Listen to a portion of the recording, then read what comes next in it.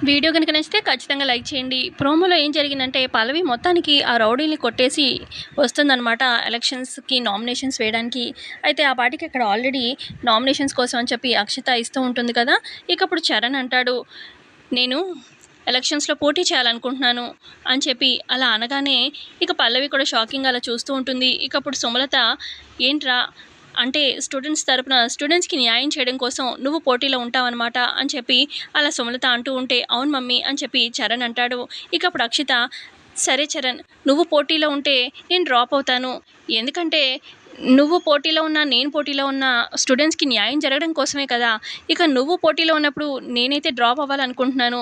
నేనేమి నీకు ఎగైనిస్ట్‌గా నించోవాలనుకోవట్లేదు, గెలవాలనుకోవట్లేదు అని చెప్పి అలా అక్షిత అంటూ ఉంటే, ఇక అప్పుడు సుమలత, ఓకేరా, నువ్వు పోటీ చేస్తానంటున్నావు స్టూడెంట్స్‌కి న్యాయం చేయడం కోసం. నువ్వు పోటీలో ఉన్నందుకు నీ మరదలు అక్షిత తగ్గాలనుకుంటుంది. తను డ్రాప్ అవ్వాలనుకుంటుంది.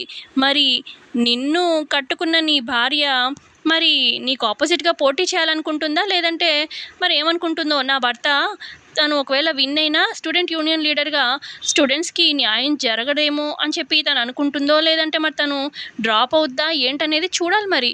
ఏం పల్లవి, ఏం చేస్తావు? మరి నీ భర్త ఒకవేళ యూనియన్ లీడర్ అయితే తను స్టూడెంట్స్‌కి న్యాయం చేస్తాడనుకుంటున్నావా? లేదంటే నువ్వే పోటీ చేద్దామనుకుంటున్నావా నీ భర్తకి ఆపోజిట్‌గా? మరి నీ మరదలే నీ భర్త కోసం తగ్గాలనుకుంటుంది. మరి నువ్వేం చేస్తావో అని చెప్పి అలా సుమలత అంటూ ఉంటే, ఇక పల్లవి కోపంతోని ఏం చేయాలో అర్థం కాక చూస్తూ ఉంటుంది. మరి పల్లవి ఏం స్టెప్ తీసుకుంటుంది కమింగ్ అనేది చూద్దాము. వీడియో నచ్చితే లైక్ చేయండి. Thanks for watching.